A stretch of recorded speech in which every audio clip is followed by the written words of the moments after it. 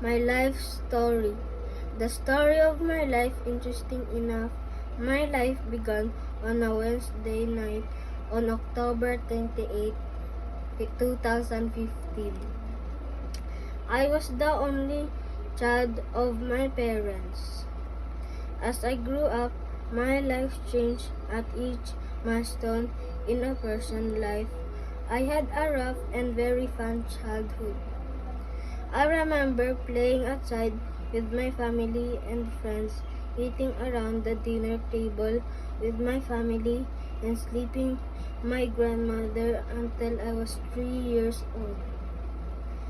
My life was filled with more great memories than the bad, even though lived in poverty-stricken neighborhood.